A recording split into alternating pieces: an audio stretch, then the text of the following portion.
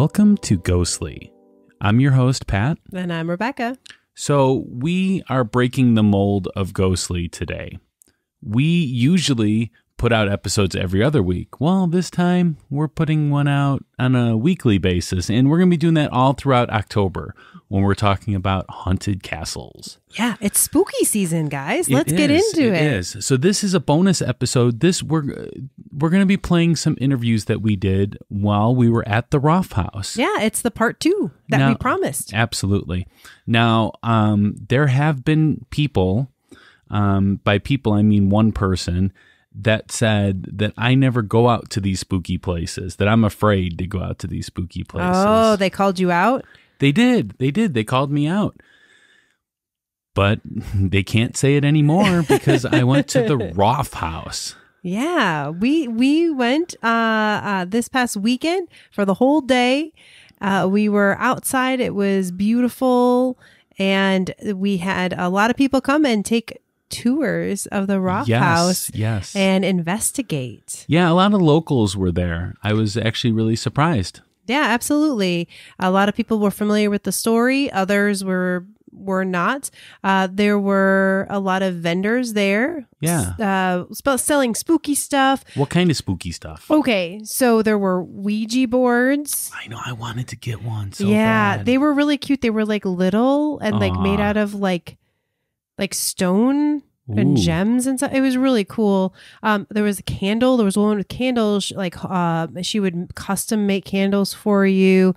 I had one. I got some kind of some tchotchkes for some friends of mine. I bought. There was also a photographer there.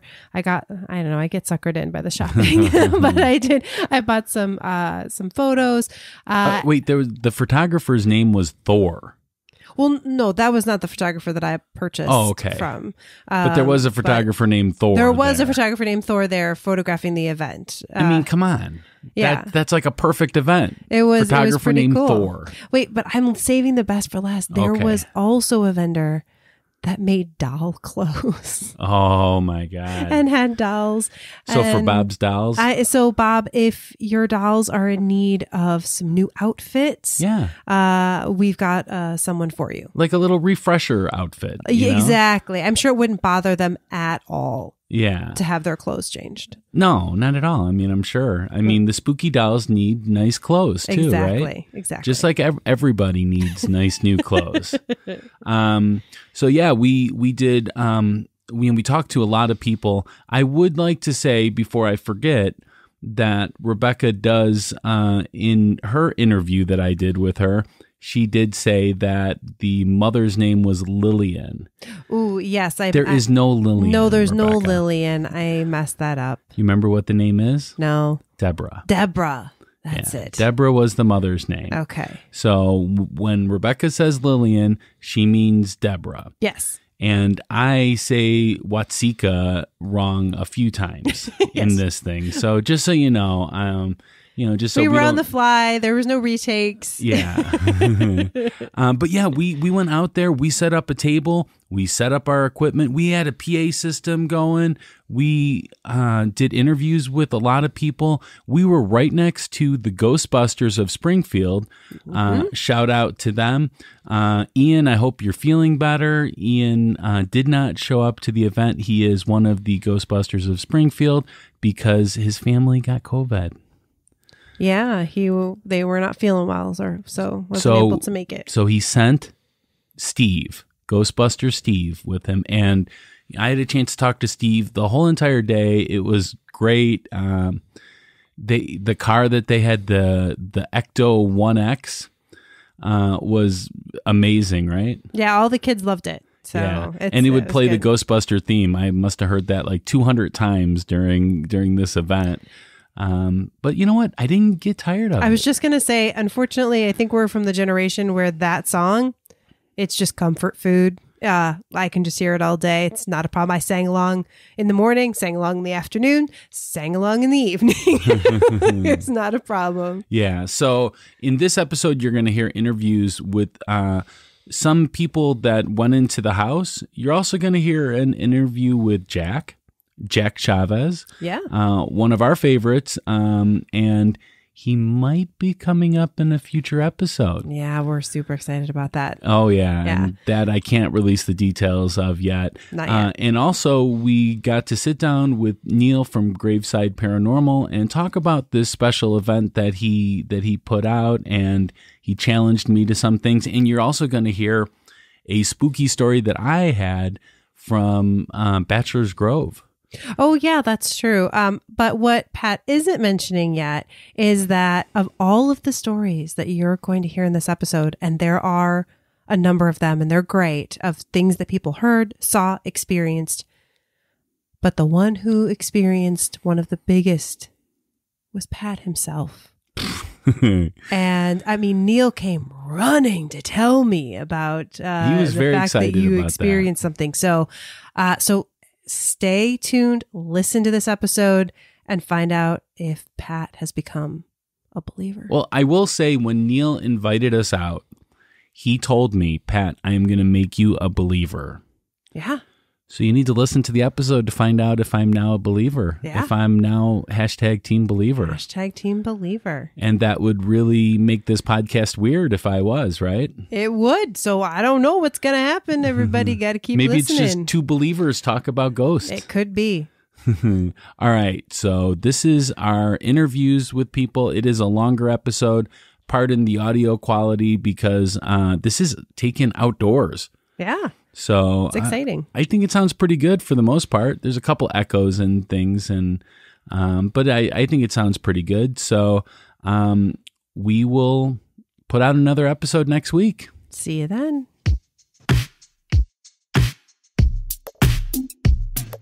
Pat's Facts.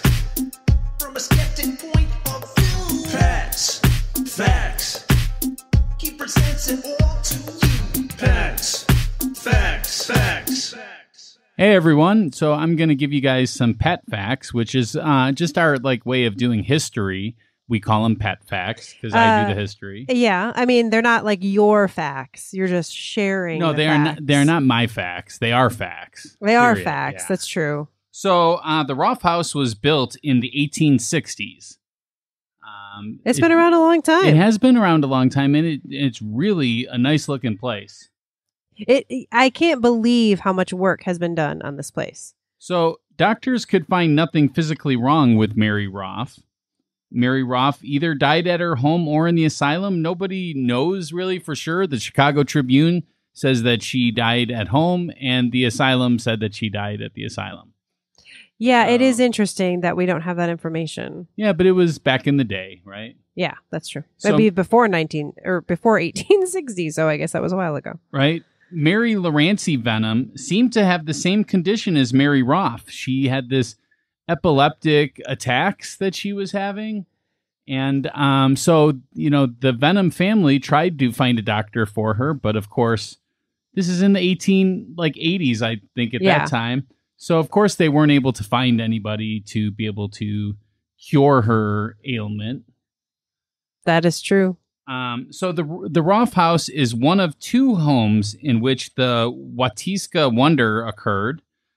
And the Watiska Wonder was a spiritual possession that was said to have happened in the late 19th century to a 14-year-old girl named Laurency Venom who suffered from epilepsy. Mary Laurency Venom was supposedly possessed for 15 weeks by the daughter of Asa Roth, and during this time, she recognized all of the Roth residents in the house and could even describe the items in their home that would otherwise have been unknown to her.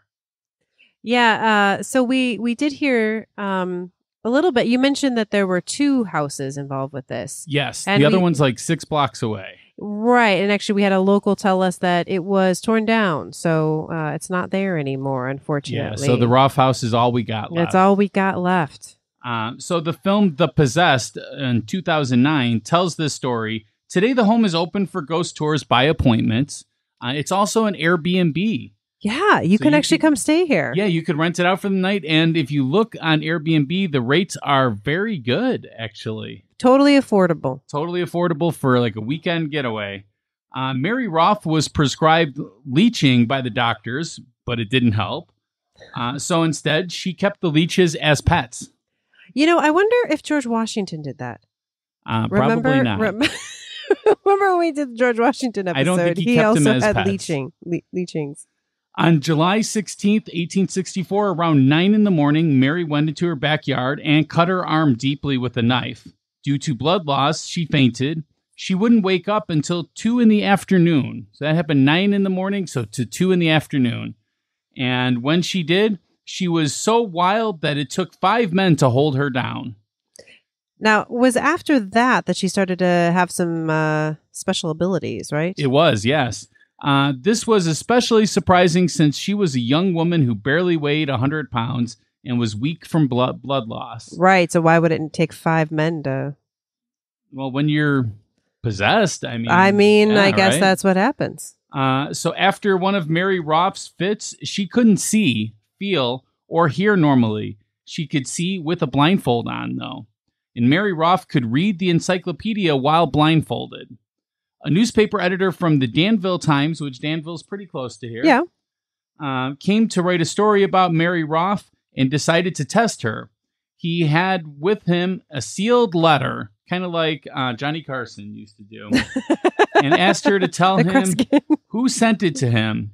She was able to do it with no problem, and her local pastor, as well as her own father, tried to trick her, and every time she was able to read what they had asked her to. Wow. And the last pat fact I have for you is that Mary Roff died at the age of either 18 or 19. Okay. So very, very young. Very young, yeah. But I guess she had the opportunity to return in spirit form to help heal allegedly Rancy Venom. Yeah.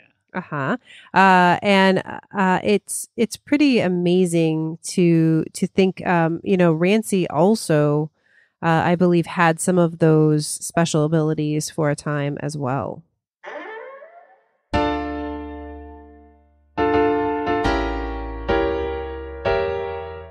It's time for a spooky tale from Rebecca.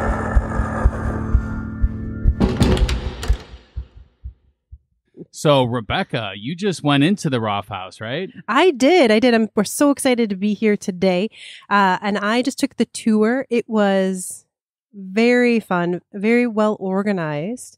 And the best part is it's not just a tour.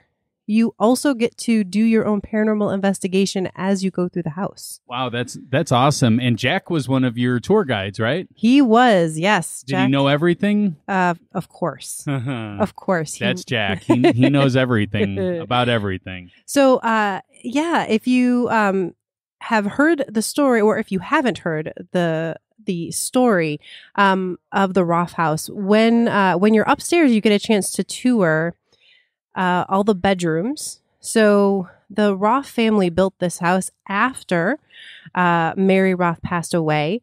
And so you do get to see the bedrooms of her parents. So Asa and I believe Lillian. And I have to say, when I was in Lillian's bedroom, that interestingly is where I felt the most connected. What do you mean by connected? So Rebecca? it felt like a very peaceful, very positive energy. I think some of that might be the way that this house has been so beautifully restored to its original state that it really felt like I was in the room with her. And again, it just felt peaceful and calm. And while we were in there, we got to record using our EVPs. Oh, nice. Yeah. So while we were doing that, we asked if there was anyone in the room with us. We asked if she was happy to have people here. And if she, was happy to have had all of the spiritual connection in her home. And I'm going to have to go back and listen, because here's the great part. They email you the EVPs that you record. Oh, wow. I've never had that. Yeah. So I don't know what they said, but honestly, we could see it going and recording and someone talking when there was no one talking. So I can't wait to hear the recordings and see what the answers were. So walk us through what the tour was like. Yeah. So you start upstairs and you get to, again, see those bedrooms. So the third bedroom is Lorancy Venom. Well, it might be the third to you, but it's the first to me. Oh, okay. Sorry. It is the first. Yes. No. And so it's interesting because we had this discussion earlier, and Mary Roth did not live in this home, or did she? Ooh, spoiler alert. Right? Because Mary Roth's spirit possessed Lorancy Venom, or Rancy. Rancy. We'll say Rancy. That's her nickname. So in a way, Mary did live in the house, in my opinion. Okay, so you were upstairs. You looked at the bedrooms. What did they look like? Beautiful. Yeah? 4-post. Well, now Rancy's room is more of like a sitting room now. Okay. So there's a sofa in there, and again, just beautiful furniture. And then the other two are bedrooms. Beautiful 4-poster beds. Wonderful. And what's crazy is this place is on Airbnb. Yeah, you could stay here. You could rent it out for the night. Yes, you can. Yeah. And then so then you went to the first floor, upstairs through the kitchen. Okay, so what secret can you tell staircase. us about the secret staircase? Secret staircase through the servants' quarters. Oh. Yes. Beautiful. But yeah, we went downstairs, and then Jack gave us some information. That is, the front room is where they would hold seances. Oh, interesting. There's a beautiful piano in there, and we did ask it if anyone could play a note on the piano. Unfortunately, nothing did, but I'm hopeful. I could probably figure out how to play a note on the piano. Well, we wanted a spirit to do it. Okay. You don't want a skeptic to do it. You want a spirit. We want a spirit to do it.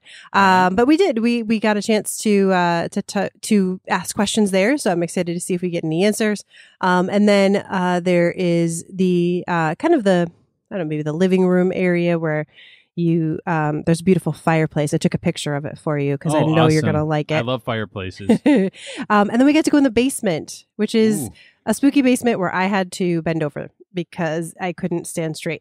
Oh, geez. Because I'm too tall for the basement. Now, we've had people that have stopped by that said that they felt ill when they went in the basement. And then Neil said he always feels ill. And he said the exact spot where they felt that way. Yeah, it was interesting. So that was with my group. And we went into the room, and we got the opportunity to use Graveside Paranormal's very, very, very special spirit box. Oh yeah, I've seen that. That looks awesome. And I've seen it in videos, but I had never seen it in person. I've never seen it. I mean, in person. Geez, I got to see it. Yeah, it's pretty amazing. And so we had a chance to use that, and I know I heard Roff. I know I heard basement.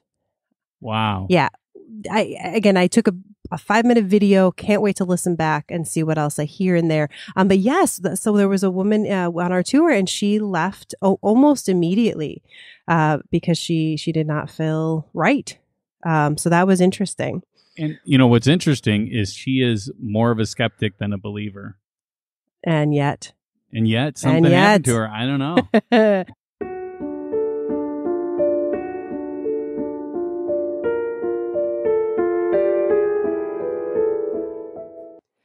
Pat, what do creepy stories, funny ghost memes, and inside ghostly information have in common? My life. Well, yes, but no, it's also Ghostly Society on Facebook.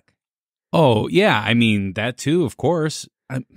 But aren't all ghostly listeners in Ghostly Society? Not yet. What? I mean, that means that they're missing out on all my jokes. Yeah, they are. And missing out on chatting and sharing with other listeners and us, of course. We love talking to our listeners. If you haven't yet, you should consider joining our private group on Facebook called Ghostly Society. Let's hope now they will. Unless they're a woman in white. Uh-oh.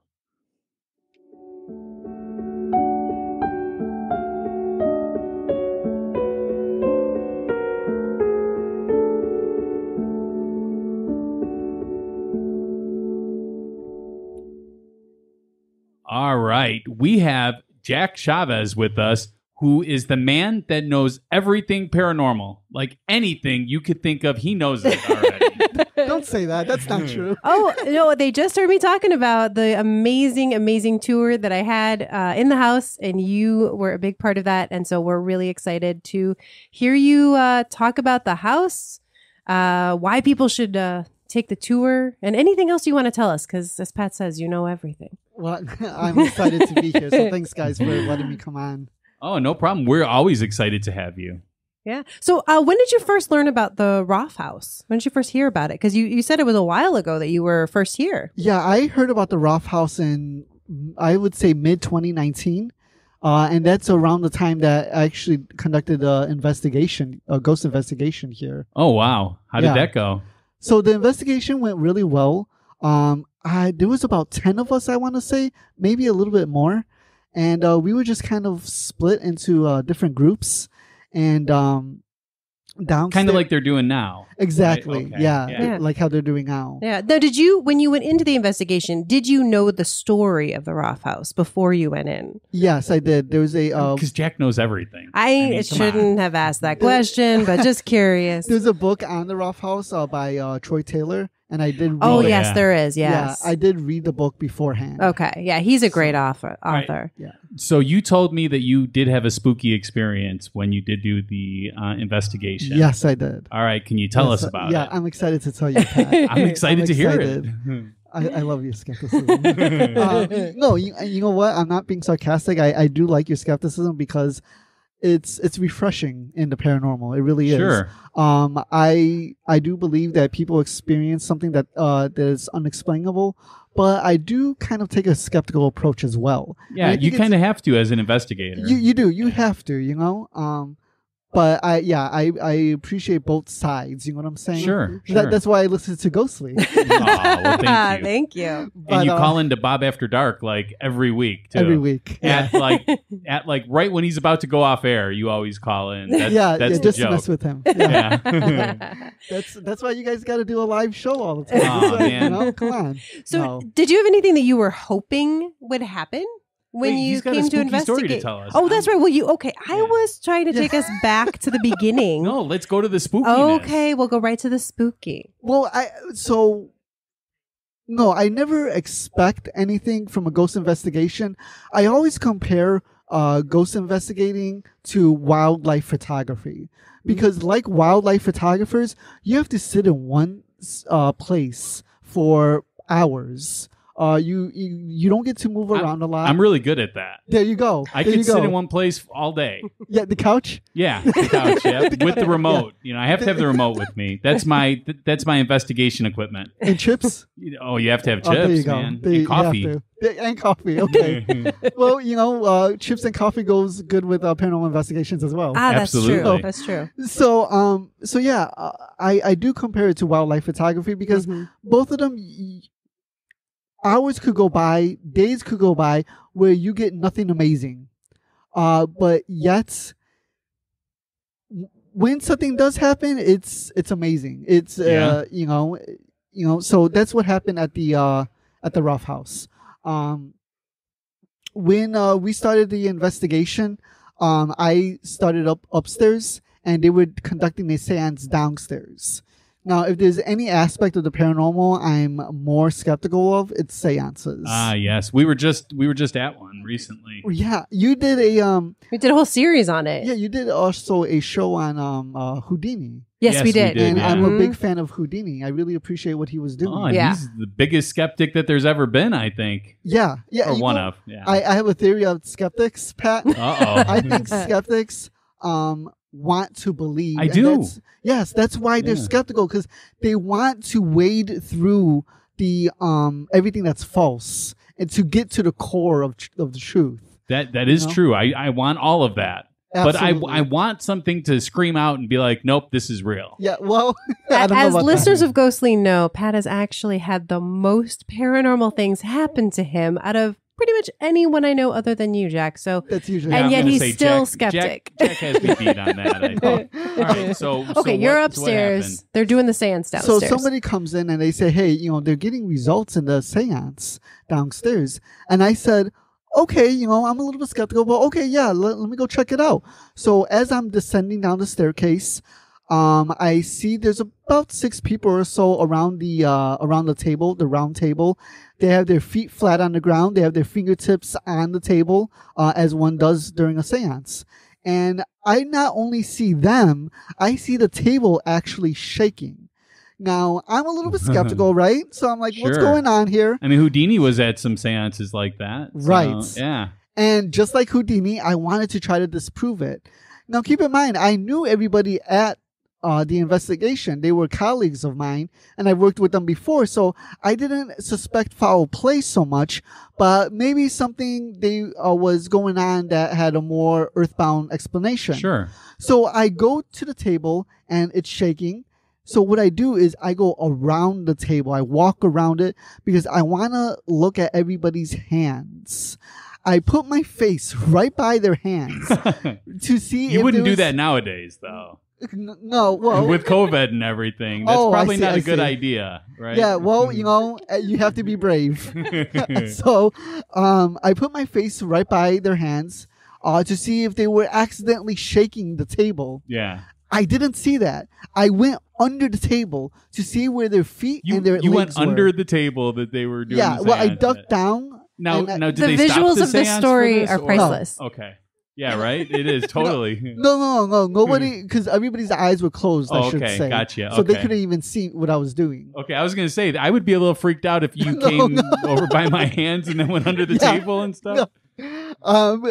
So, God, you lost my train of thought. Okay, so I looked under the table, and no, there was no shaking of the legs. Wow. Their feet were flat on the ground. So their knees weren't doing it. No, or their anything. knees weren't Wow. doing it. It was no shaky leg syndrome, and their hands were steady, but the table was shaking. So I walk around it a couple times. I inspect it. I couldn't find a reason why the table was shaking, especially to the extent that it was. So I turned to somebody that was there, somebody that was standing next to me, and who had their eyes open. And I said, "Do you see what's going on?" And they said, "Yeah, I do. I don't know what's happening." And I said, "Okay, there needs to be something going on here." And again, I go around the table, couldn't find anything. Wow. So,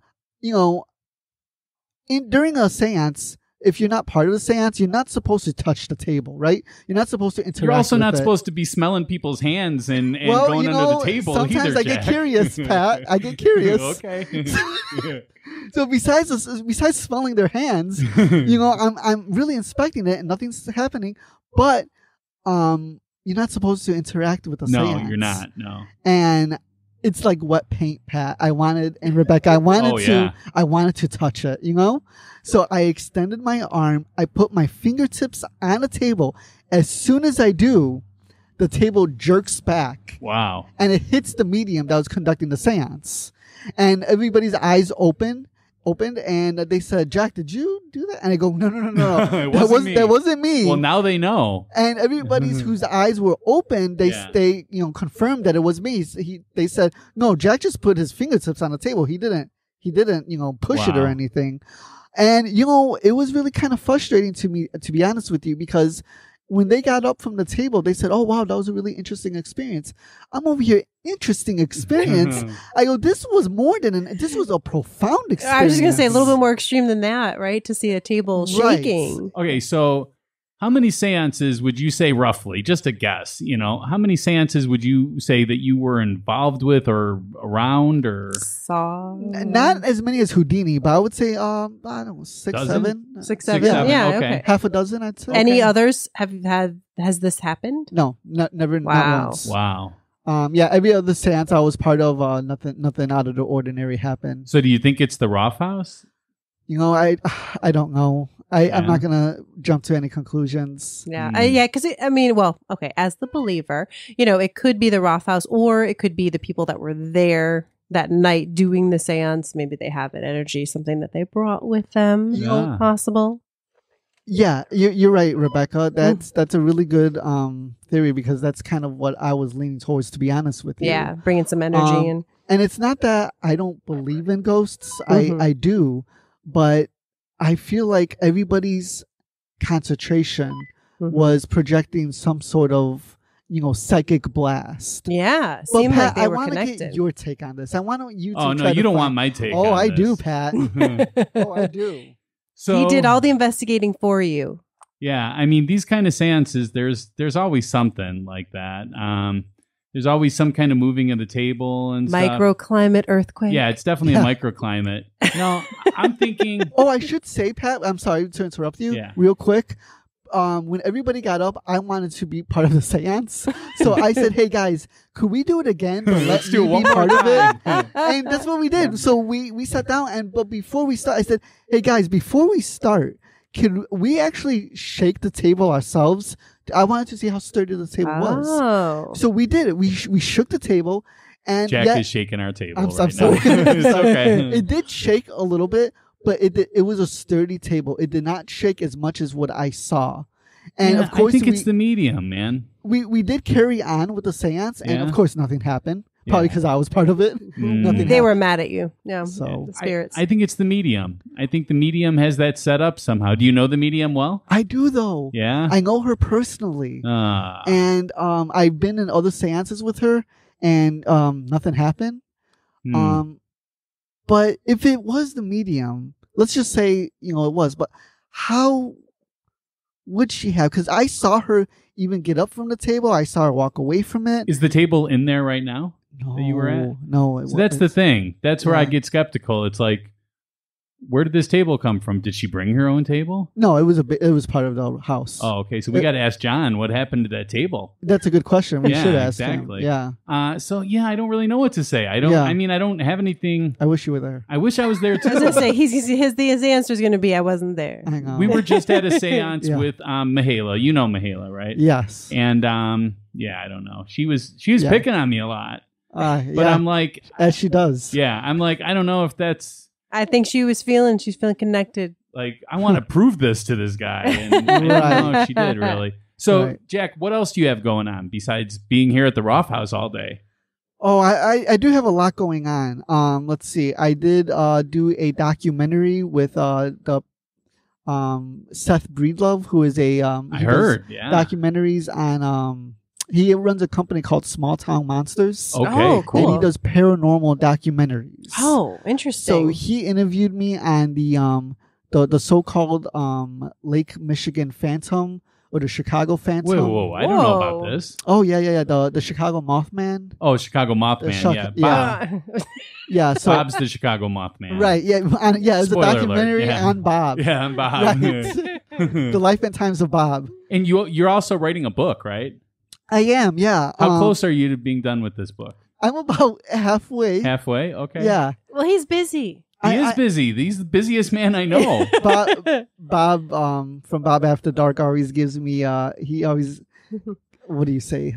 He gives Bothers Gives you you, stuff. gives you trouble. gives me stuff for not being done with the book already. But I told him, I go, Bob, do you know how much research goes into Yeah, writing right. a book? Especially to do it right. you Yeah, know? exactly. You can And- give your opinions, but I know you're not about that. So No, and I'm trying not to give too much of my opinions in the book, and that's Yeah. hard. it is very hard. Some of my opinions is going to be in there, Of course. but I've interviewed 7 people already, and interviewing people and finding a schedule is not easy. Wow. And I'm trying to interview more people. Sure. And I have an interview coming up with a professor as well. Oh, great. So I should probably say what the book is Yes, about, right? definitely. yeah, that's, So, I'm dying. The I'm dying book to know. is about a little known aspect in the paranormal called crawlers. Crawlers. That sounds like super creepy. Yeah. It's a internet created name. It's not an internet created phenomenon. Okay. Now, is this cryptid or is this a ghost? What So is it's this? a cryptozoological animal Okay. or creature, or maybe it's not cryptid. Maybe it is an intelligent being. We don't know. Sure. But what crawlers are, they are creatures that are said to be anywhere from 6 to 7 feet tall. They're usually described as pale, emaciated looking. Wait, besides that part, I fit that. You know, I'm 6'1" and Pat, are you a crawler? I'm a little pale. Maybe I'm a crawler. I don't know. They're also described as usually hunched over, crawling on all I fours. hunch Is over that a you, lot. Pat? It is me. I think. I Oh, think man. I think I need to be in your book. I'm writing a book on I Pat. think you're You just are. jealous of Bob being Mothman, and I you're am. trying I'm desperately trying. to become something I yourself. want to be a cryptid so bad. Yeah. So yeah, that's they're described as hunched over. That's why they're called crawlers, because they're usually seen like crawling on all fours, but they could stand upright as well. Wow. But when they stand, they're usually like knees bent, kind of hunched over. So, like, would I know that this was something different if I saw this, or would it just look like really skinny person? Yeah. So some of the witnesses, let me say, I never want to say my witnesses, Okay. because They are just witnesses. They are just Yeah. witnesses. Yeah. People in the paranormal like to claim witnesses as their own, as if nobody has, Yeah. a connection to them or could get to them. But no, they're witnesses, I should say, just Yeah, witnesses. absolutely. The witnesses that I have interviewed, especially one of them said that they thought it was a person that was on drugs, hiding behind tombstones. But when they saw, as one druggie would do, as they do, hide out in cemeteries. Cemeteries, yeah. Yeah, to do their drugs and stuff. Yeah, I mean, I would. Right? I mean, if you're gonna do it, it's, There you go. But they realized that it wasn't human; it was humanoid. Once it darted away from behind the tombstone and darted away the graveyard. Oh, it's like the way Wow. they saw it, Right. crawling or whatever, instead of running, or instead of like a person would Right. run. It was more like a galloping. They described it. Okay. I And that's how a gotcha. lot of people describe it, as more of a galloping. so on all fours, on all fours, but humanoid very- though. Yeah, very Okay, pale, wow. grayish, whitish skin color, and sometimes they describe it as no face, or Wow. that you. And I even asked them, when you say no face, is it because their face was turned away? And a couple of people have said, no, I couldn't make out any facial features. Granted, this was Interesting. at nights. All these sightings have been at nights that I've interviewed people so far with. So maybe it was just dark and they couldn't make out features, but they have described it as hairless and Wow. very little to no facial features. Interesting. Where are they located at? Now, that's where are they interesting. seen? Because Yeah, I'd say that's what I was wondering. a lot Where are of they often time- seen? A lot of times it's in rural areas. Okay. A lot of them are in the Midwest. So like here. I was just gonna say, like where we Exactly, are yeah. right now today. Wow. in Watsika, Illinois. Yeah, I haven't interviewed anybody from Watsika, Illinois, but I wouldn't be surprised. Wow, interesting. Very. Some of them have been near caverns or near graveyards. Now, the sightings really kicked off in the mid 2000s, right? Okay. Now, there is a film called The Descents that has Scariest movie I've ever seen. Yeah.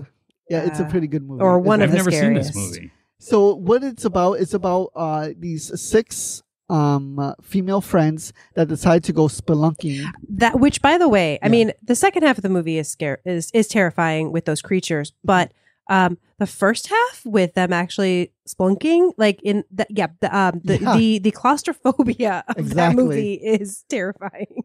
Yeah, it's That alone is just scary. That would have been enough, but then it gets crazier. Yeah, it's been described as what Jaws is to people at In the beach. water? Yeah, in the I have water. no interest after seeing that movie of You know, going in that's any what- cave ever. That's what this movie does for people going spelunking. Wow.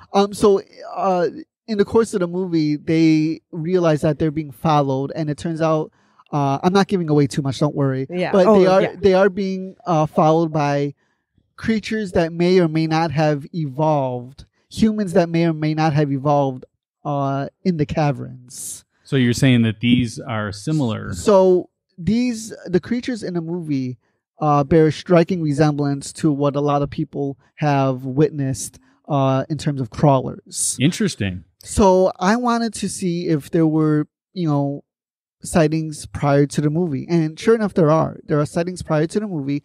And I asked all the witnesses, have you seen the movie The Descents? And I've gotten a mix of answers. Sure. Some of them have. Some of them have only heard of the movie, but never saw the movie. And what do they think, the And people that have seen it, compare it? all of them have not made the connection between the Okay. movie and the sightings. Huh, interesting. And then there's even people that have never even heard of the movie. I've never heard of it. Yeah. So maybe I've seen crawlers. I don't know. So the angle I'm taking in the book is it possible that art bleeds into our reality, or what's in our psyche bleeds into arts? I was going to say what is it? The consciousness, the whatever. The collective unconscious. Thank you. So yeah, I'm That's glad the you phrase. brought that up, Rebecca. Because I was going to say, it almost sounds like the Greys a little bit too, if we're going to get real. Yeah, like Cryptid almost there's a alien-y connection today. with the Greys, right? So I'm wondering if the psychologist Carl Jung, he coined the term collective unconscious. Oh yeah. So there's our individual conscious, right? And then there's the human conscious. All our consciousness are part of this collective, quote unquote soul. Yeah. And Carl Jung believed that perhaps that's how a lot of inventions take place. Because let's take, for example, the steamboat. The steamboat, when it was invented in the United States, was also invented elsewhere in the world around the same time by individuals that had no knowledge that the other person was creating the steamboat.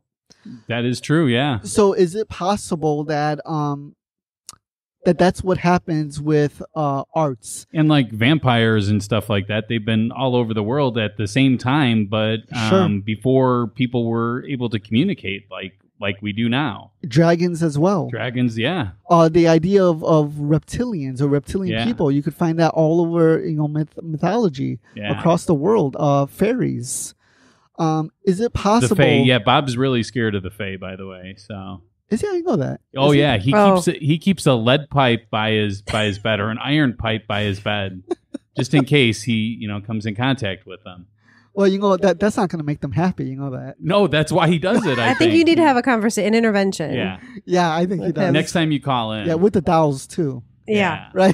Well, thank you so much for coming on and telling us your experiences. We definitely got to get you on again. In fact, I want to talk to you off air about an episode we're going to be doing that I want you in. But in the meantime, do you want to share an Instagram or something people can follow you, learn about what you're doing? Yeah. Facebook, whatever. I do have a website called parishchicago.com. Okay. It's under construction, but it'll be up soon. I also run a Facebook group called Paranormal Chicago. Absolutely. We're part of it. So that's a really good group. And you post on there all the time with some great stuff. Yeah, I try to. I try to keep it updated. And then the documentary I did with Seth Breedlove, that'll be out December 7th. It's going to be called On the Trail of Lake Michigan Mothman. Wow. Nice. Can't wait. Yeah. Whole documentary about him. About Bob Anderson. Yeah, Bob Anderson. Well, thank you so much, Jack. Thanks, really guys. appreciate I appreciate it.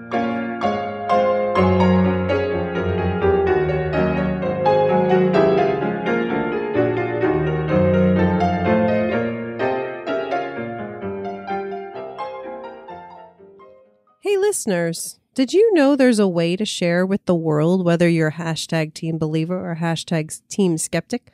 Or, for those who need it, #team the middle. It's our store called Ghostly Gear.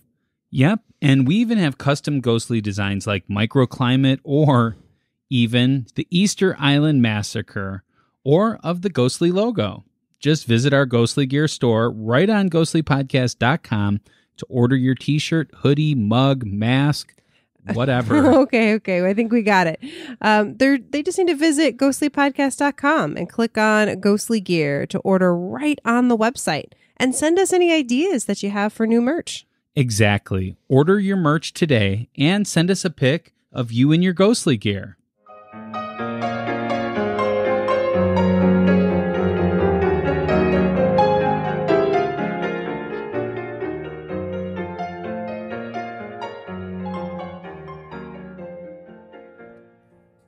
All right. So who are you? Heidi. Heidi. Nice to meet you, Heidi. Hey. So you came up to us and you said you have a spooky story to tell us that happened in the Roth House. Yes, while we were in the basement listening to the EVPs, they actually said my name, Heidi. Wow. I thought I heard it twice. My sister did hear it the second time as well, so it wasn't just me. My sister also heard them say my name. Also, there was another man there. I'll let him tell that story. But yes, it was. They said his name also, but I don't want to tell his name. So are you typically a believer? Yes, I do believe in spiritual. And have you ever had anything like this happen to you before? No. No. Wow, that's something though. So how did you feel when it said your name? Just kind of made my heart jump a little, kind of like, I wouldn't say scared, but like startled. Startled, yeah. Yes. Do you know the story of the Roth House? Yes. So, yes. I mean, like the owner of this place right now says it's a very peaceful place. Mm-hmm. And he is into the spiritual side of everything. Mm-hmm. So. And my husband and I were actually married in Laurenci Venom's yard. Oh, wow. Over by the high school here in town. Oh, so you're a local from around here? Yes. Scott awesome. Anderson owns that home, and we got married. My husband and I got married there. Wow. And you knew the history before getting married there? Yes. I've read the book Watsika a couple different times. Oh, yeah. The Watsika Wonder or something like that? Yeah. My grandmother actually loaned me the book to read, and then I checked it out again from the library when I was older. Wow. Yeah. Well, that's awesome. Thank you for coming by and telling us about your spooky story there. Thank you. I appreciate it. We have some guests. Yeah. So, hey, guys, what are your names?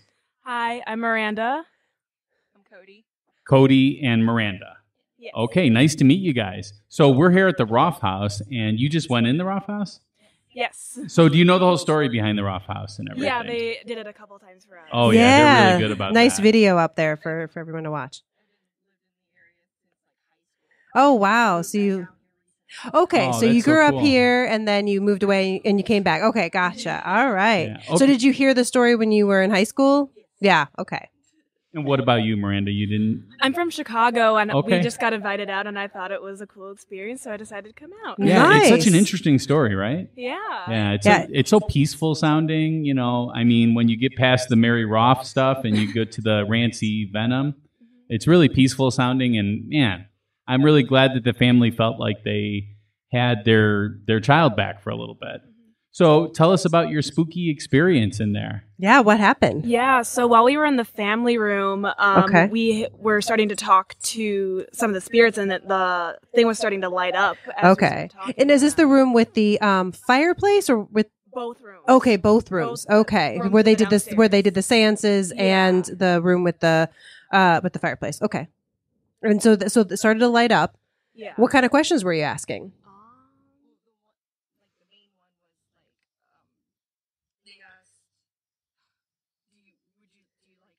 Do you like us being here? Oh, it didn't blink.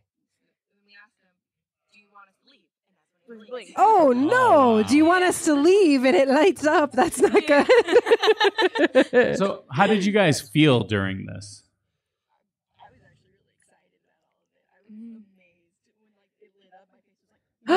Oh, we wow. weren't even expecting. We thought it was just going to be like a regular tour. We didn't think we were going to do like all the other stuff. Sure. So we were like kind of really surprised and like really excited for it. Yeah, I will say Graveside Paranormal, they do a great job when you go on a tour with them. It's really more than just a tour. You get to be the investigator, and that's super exciting. So, I can't wait to hear then what you guys got on your EVPs. Yeah.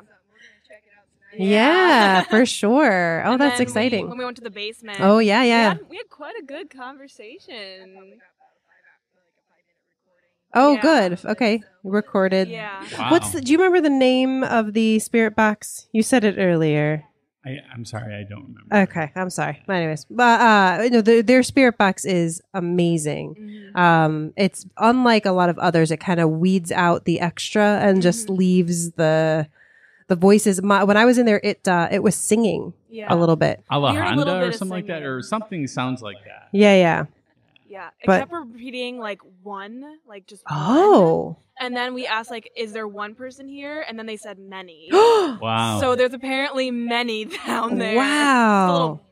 Yeah, it was. They said mucho. Mucho. Oh my gosh. So maybe there's some Spanish there down there. Okay, I am very excited now. Yeah. How did you guys feel? You said, Cody, you felt excited. What else? Did you guys feel like creeped out or anything like that? No? So yeah, nervous, not sure what to ask. And then you're getting responses. So then you're like, okay, they're listening.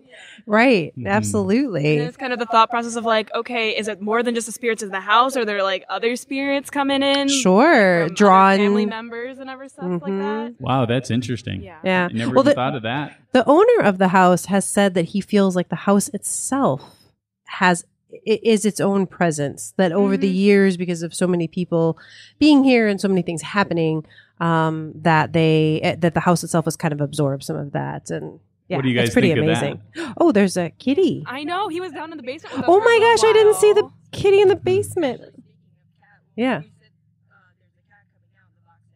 Oh my gosh, that's We tried to ask for the amazing. name, and they couldn't make out a name of the cat. Right, but they They saw the knew it was cat. a cat. That's amazing. The cat energy. Well, he's probably used to the cat energy, right? Yeah. Absolutely. Well, Oh, that's amazing. Thank you guys so much for coming on and telling us your spooky story. We really appreciate it. Yeah, of course. Thanks. All right. But we have another guest with Yes, a we do. spooky story, and Pat adjacent to this story. So I'm excited to hear it. I want to hear the real story first, and then I want to hear so Pat's you want me to version. talk first then? No, That's it. I would like Oh. our guest to talk first. All right. Okay. So, hi, what's your name? Amber? Hi, Amber. So I heard something spooky happened in the Roth House. Yes, it did. Okay, tell us. We were doing an EVP recording in Mary Roff's room, which was Rancy Venom's room, but while she was embodied yes, with the spirit of Mary Roth. Okay. Yes. I was sitting on the couch and we were doing the EVP recording. I was holding the instrument to do that with, and my phone was perfectly behind me on the couch. Okay. Nowhere for it to go, trust me. And all of a sudden, the gentleman in front of me on the couch had asked a question. I don't recall the question. And then next thing I knew, my phone flew off the couch, hit the ground, made a sound, and my heart stopped. Because you were like, my phone. No, no, that sounds terrifying. That's like the kind of thing you see in those videos, right? Where things like fly off the shelves. It really did. Well, Wow. Rebecca, I was there. And what do you think happened, Pat? I think the phone fell off because it was a slick surface, because it was a leather couch. But Leather couches are not necessarily there was slippery. There was a blanket on there. There was a Ooh, I blanket didn't on see there. the I was in blanket. that room.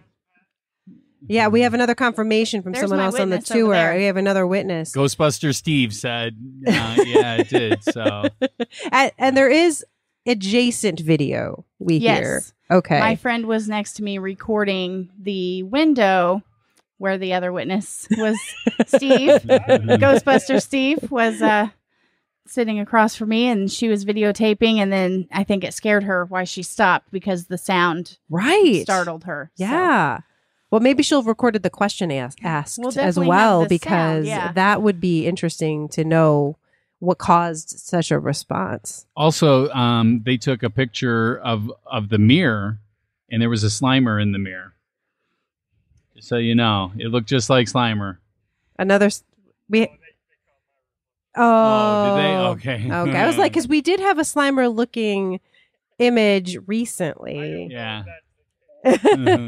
All right. Well, all right. Well, thank you so much for sharing your story. That was You're awesome. welcome. I mean, I don't know if it's awesome. I hope you're okay. Yes, I was actually excited that something happened. So You this is excited to hear the EVPs? I am. That'll be my first time doing an EVP. This is actually my third time here. Wow. Really? Yes. So have you been here with the Airbnb or with a tour or a investigation? My friend and I, her name is Casey. We come every October around Halloween, and we do a walkthrough every year. Oh, gotcha. Anything ever happened to you, like your phone flying off Nothing. the couch? Wow. This is Wow. third time's the charm. Yeah, there you go. Well, now they're recognizing you, maybe. Yes. There you go. Mhm. They Well, were thank you so recognizing much for coming on. We really appreciate Thank you. Yeah, thanks so much.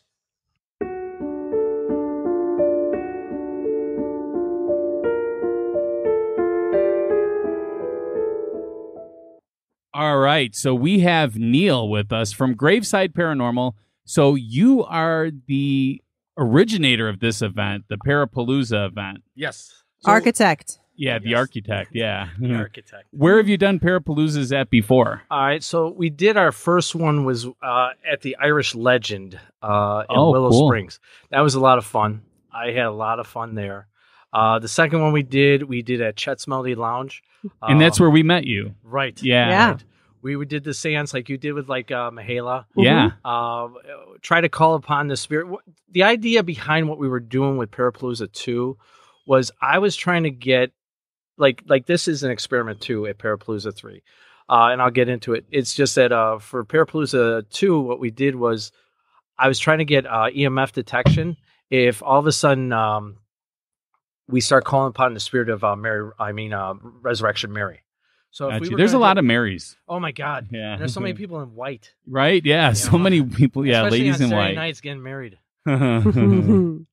But yeah, that was what we were trying to do. Is a lot of these things that we're doing is we're doing experiments, like this thing here, because of the idea that this was actually a spiritual miracle. They use the word possession, and like we've talked about before, is that not every possession means something demonic. It's not what that is. We've come across different kinds of things. Take, for instance, like Bachelor's Grove Cemetery. I tell on the tours, I explain to people that at Bachelor's Grove, there actually is a possession that actually goes there. What it is back in the 1950s and 60s, people started noticing blue orbs of light bouncing around in the cemetery area, right? Okay. So then what that's going to do is it's going to attract people in, but some of these people who are getting attracted in, they're not going out there with the good intentions. And what they're doing is they're going out there and they're doing occult-like activity. And when you do things like that, you're going to open up things that you just don't know what to do. You don't know how to close it. So we talk about the 1950s and 60s, and we're in 2021.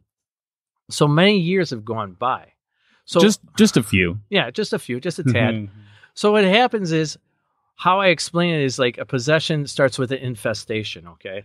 You have your infestation, then you have your oppression, and then it falls into possession. And you also have obsession. So what happened was we get an infestation of all these people who come into Bachelor's Grove Cemetery with bad intent. Think of it as like ants to a tree. So all of a sudden, all these ants are inhabiting a tree, and then we get oppression where they're breaking it down. They're breaking down this tree, right? So as they're breaking down the tree and the land is getting worse and worse, then all of a sudden, we're going to open up things that we don't close, and that's where the people start getting attachments. People have come across where like they get so obsessed with Bachelor's Grove Cemetery that we've met them. Yes, where they go back on a constant daily basis, and they don't realize, because believe me, I've met them, and because I feel certain things, I'm kind of sensitive to certain things, and I get ill. I actually get physically ill around certain people, and you get ill around me. We're not that close yet. Oh, okay. We're not that close. We're going to keep it that way for a little bit. We're definitely keep it that way. We're definitely going to keep it. Well, I will say Bachelor's Grove is one of the few places where Pat actually experienced something. Oh, yeah? What happened? Oh, it was crazy. So we were there, and it was in the middle of like November or something like that. So it was cold. But then... Or it should have been cold. Yeah. So, but it was a very warm day. Yeah. When we got there, it was like in the 50s, 60s, and it was really nice. And we were really happy to be going in there at that time. And we spoke with Carl and Wendy. I'm sure you know Carl with the K and Wendy. Yeah, I know them, yeah. And they were really nice to us. And her brother got lost in the woods somewhere. Yeah, that recording... We'll see if we ever play that for people. It's pretty... it's like a Blair Witch kind of thing going on. He's like, I don't know where I'm at. And snot's coming down his nose. It's really weird. But anyways, so we were about to leave, and we were by the gates to the cemetery. And so remember, it's like 50, 60 degrees. And all of a sudden, it got super cold where there was a puddle in front of me, and I saw it freeze up right in front of my eyes. Get out of here. Like within a second, it froze, and you could see ice just come over it. All right, let me stop you then. Microclimate. Hold on. Microclimate. Guys, kill me with that. So did that make you a believer, Patrick? No. That's the thing. He has had multiple paranormal things happen to him in his lifetime. Doesn't change. I'm sure I could rival you with the amount of stuff that I've had happen to me, Neil, and I'm still a skeptic. Really? Yeah. Really? It's very interesting. That is interesting. That is very interesting, I have to admit. So how did you get hooked up with the Roth House then? All right. So what happened was is that I heard about the story, And what I do is I take the team out for a couple of investigations per year on Graveside Paranormal.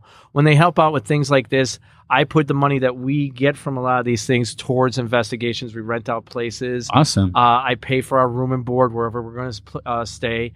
I never ask for anything from anybody who's part of the team. As long as you volunteer time, we're able to go out there and we're able to enjoy what everybody likes to enjoy, and that's investigate. Sure, so, that's awesome. Yeah, so I make it very simple for everybody, and I buy pizza too, so you can't go wrong. You know. Wait, you buy pizza? I buy pizza. I'm buying pizza tonight, dude. What? Oh my gosh! I didn't know that. We were gonna leave. Staying now. Yeah, we're staying all night for this pizza. All night long. So okay, so the Roth House then. So what happened was I heard about this and I said, wow, I got to check this out. And I watched a lot of the videos. Okay. I always research everybody's videos, their stories, and this and that before I walk into anything, to see what I'm kind of walking into. And I said, I have an interest in this place. And here's the true fact is I came here with Steve to check it out before we were going to come investigate it. And I called John and I said, man, this is a beautiful place, dude. I go, you got to let me have Parapalooza here. And he's like this. He goes, oh, well, we'll talk about it. We'll talk about it. And I'm like, all right, cool, dude. And we came out here. We did our investigation. We got up to 15 EVPs at this place. The story itself... Is that like the most you get? Or have you ever had more? I've had a lot like that before. Okay. But when you get 15... Yeah, that's something, right? I think it is. I mean, because some people just walk away with nothing. Yeah. And then some people walk away with 2 or 3. Now, did you do the Airbnb thing? Is that how you were able to do this, or did John just let you come? Yeah, we kind of did. We did the investigation one. But what's cool about it is John is so cool here, man. He is, yeah. Is that he's here now, right? Yeah. Oh yeah, he's around. He's around doing what he does. And he came out there with the charcuterie board. Yeah. And he had all these meats and cheeses on there. He made this big lasagna. Wow. And I was like this. And like I told you, it was just unbelievable, right? Wait, and we're getting pizza tonight? And you had lasagna pizza. And you had all these meats. You're on the Graveside Paranormal dime right now, okay, dude. Gotcha. We're not big yet. My name's not Zach Bagans, dude. Come on. Come on, dude. If that was happening. I would never compare you to Zach Bagans. Let me just say, All right, thank you. Thank you very much. So you had 15 EVPs in there, and that's pretty high. Yeah, it is, and especially we got disembodied voices on there.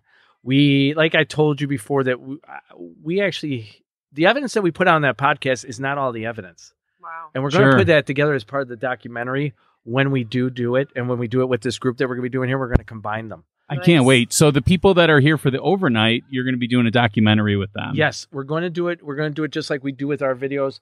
And I'm hoping that if John likes what we do, we're going to try to do another one next couple months. Awesome. And try to make it really, really fun for everybody. We want people to be part of the show. Well, I was just going to say, that's the difference, I think, with your... I was saying this with some of the people who took the tour earlier, is that for you, it's not really a tour. I mean, you're investigating. Mm-hmm. You know, it's not just... You're not just paying to like have somebody talk at you, you know, for a half hour. No, you're in there. You're getting it. And like you get the material. You are the investigator. Yeah. Right. Everyone wants to do that. So that's the design that we had. I seen other tours and this and that, and I'm not knocking anybody. It's not a knock. I just know that people want to be entertained. They do. They want to be part of the show. They want that experience. It's easy for someone to just pull up to a place and go, well, this is where Resurrection Mary was, and on such and such date, this is what happened. Hey, I like those tours. That's my kind of thing right there. No, but you know what? So Pat and I, we took a tour in a town. I'm just going to say that. We won't name any names of things, but it was something where they actually had equipment that they would use in front of us. And oh, gee, surprised they got things. But it felt very like, well, this is staged. You know what I mean? Like they recorded this ahead of time, or, you know, they have it planned. Sure. Where when you're doing it yourself. Wait, are you a skeptic now, Rebecca? No, no. But you know what I mean? Like it's to have it be perfect every time, you know, when you get to do it yourself. Very different experience. Oh, yeah. And that's what I wanted to bring. When we started doing this about 6 years ago, I explained to Steve my idea. when you go on our tours, we have videos. We show you the evidence before you walk into the place. We've awesome. investigated every single place that you go to on the tour. We give you equipment during the thing. We actually videotape you throughout your experience, and we put you on our YouTube channel the next following Saturday so that you capture what you investigated, and you're able to see. If you caught anything, you're going to see it the next following Saturday on our tours, which, by the way, is tours.gravesideparanormal.com, ladies and gentlemen. I love the thing where you guys are going to be sending them emails of their EVPs. Yes. That is amazing. Who does that? Nobody else. Nobody does. And I'm not somebody who likes to pat myself on the back or anything like that. I really am not. It's just, I've always thought about these things, and I thought, give people a real experience where they feel like they're really part of something. Don't be just telling them the story and this and that, because people walk away, oh, that was interesting. But you want people to walk away and they go real quick to their emails. And what happens if you did today, Rebecca? What happens if you caught a voice today and you tell Pat, hey, listen to this? And then all of a sudden, I'm still not going to believe. I'm sorry. No, it's not going to believe. But no, very, very exciting. And I love that people can have that paranormal investigating experience, and then maybe they'll be excited to do more. You know, which is great. Today, have you had any paranormal things happen to you in the Roth House? Or to those taking the tours, maybe? No, we've had it where the EMFs have gone off. But once again, an EMF is an anomaly. Yeah. Okay, we can never ever say, oh my God, it's a spirit. This is 100% a spirit. Yeah, right. You can't. And even when you say yes or no questions, you can't really, it's interesting, yes. When all of a sudden you say, hey, is there a male here with you? Can you make it go red? Okay, it goes red. It could have been a flux in something in the house. Sure. And, we have to take it with a grain of salt, but we also want to enjoy it. But I have to be honest with you. When you saw that video, and you saw the video, and you've seen the video. Mm-hmm. Oh, yeah. When all of a sudden our Anahata Spirit Portal Box, say it 3 times, Pat. Can you do that? Anahata? Anahata. We were trying to remember it earlier, so that's I was trying to remember the name. I said it perfectly. You did, so I was all there. excited. I was like, he's got the name. It's hard to remember. That's a hard one. Yeah. So when all of a sudden this house here is the Roth house, and who is the father? Asa Roth, right? Mm-hmm. Sure. How many times did it come up, Asa? I heard it when I was downstairs. That's when it gets weird. Like, we've done things where you have actually had a lady who was making direct contact with her mother-in-law and holding a conversation. I think you saw that. Oh, yeah, I've seen that video, yeah. That is bonkers, man. It is. That is really weird. Yeah. But when you start getting the name Asa and then Venom in an area that you're looking for these things, now you have to really wonder, what am I getting here? Mm-hmm. Yeah. And I have to be honest with you, because I am sensitive at certain things. Like, I always hear something in my left ear. I have not heard anything in the house yet today. I never ever heard anything in the house when we did our regular investigation. I'll never lie to you about anything. Uh-huh. The only thing, there's something definitely down in that basement. I'm not going to lie to you about that. Yeah, because you said that you get sick every time you go in that one spot. When I walk through the threshold, there's something, I can't really explain it, but I've had it happen where I talk to people because I've actually met people who are possessed, and I get that same feeling where I get too close to them and I start becoming dizzy, and I start becoming very, very ill to my stomach. I can't handle it. I have to walk away from certain. And it's things. the same kind of feeling, or similar. Yes, I can't handle it. I ain't lying to you, dude. I hate that feeling. It's like, like if you had like a bad hangover. Yeah. That's what that feels like to me. And I hate the dizziness that happens with that stuff. Like, I just took 4 Motrin right now. Yeah. Now tonight, though, we're going to be doing something new. Oh, right? If yeah. I mean, you don't have to give all the details, but just give us a little hint, and then maybe we'll record something after the fact, or as we're doing it, we'll see. So what we're going to be doing tonight, boys and girls, children of all ages, we are going to be doing a thing called the Scrying Box. We built this box. It's based off of a story that I got from a lady by the name of Anna Kane, who lived in Valparaiso, Indiana. Nice area. I love that area. I actually kind of grew up in that area. Oh, did you? That's how I met this lady. I've been to the 49er drive-in. Yeah, that's some years ago. Yeah. Oh yeah. It's a great place. Yeah, great. And smoke scrying is where, like, you call upon spirits to make forms inside the smoke. Now, we all know about pareidolia. Sure. And we understand when we look up at the sky, it's a beautiful day out here today. I could probably find Mickey Mouse in the clouds, right? Yeah, or Nixon or somebody. Somebody Nixon. Donald Trump? Maybe. I don't know. I don't see him. So we would also, and then there's a thing called psychomantium. Yeah. Okay. Where we call upon spirits in either mirrors or you can use it in smoke. I've actually had that at the Whispers Estate where people have put mirrors. They always give out mirrors at the Whispers Estate. Oh, interesting. Yeah, because they do psychomantium there. Oh, cool. So what we're going to do is we built this box because we want a full apparition. So we're going to try to not a full, see if we full. Can, full body. Okay. Wow. And once again, I tell you, we try to experiment these things. Yeah, they don't work all the time. We don't know what's going to happen. We're just going to try it. Well, we got to try, damn it. And so we're going to try that tonight. And one of the stories is that these 4 ladies that called themselves conjurers, they attempted this thing many, many years ago. And they called forth this, and 2 of them went mad, and they died some years later. The third one, I guess, nobody really even knew what happened to her. Some years later, they just lost all ties with. So we should leave. Yeah. Is this what you're saying? So there's 3 words that I have to say, and I have to say it a total of 3 times. But on the 3rd time, I want everybody to say it with me. Okay. Because whatever came out on that day, I think it was 1871. I think it was 1871 in Valparaiso, Indiana. Okay. It drove these ladies mad. Wow. So I know the 3 words. I don't ever say them.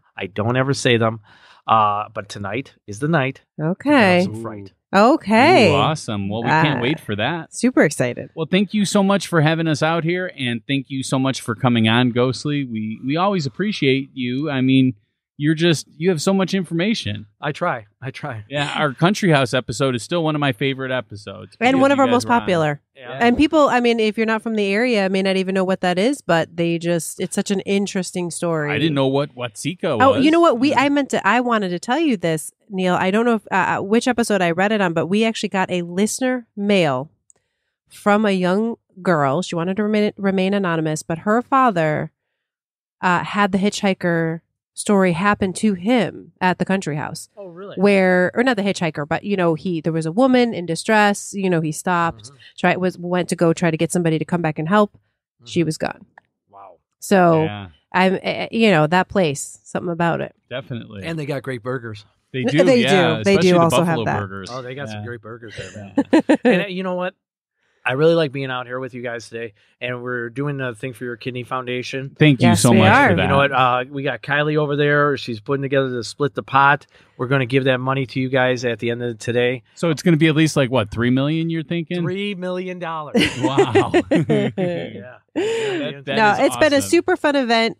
Great weather today, and a little warm, but the clouds are coming in. It's getting nice. It's gonna be nice tonight. You gave us a shady spot though, so we've been great. We've been having a good time. Yep, I'm gonna go around to some of the vendors, see how they're doing. Yeah, the vendors selling some amazing stuff. Reader and tarot card reader. Yeah, that is awesome. Had a lot of stuff, good stuff going on, and it's still going on.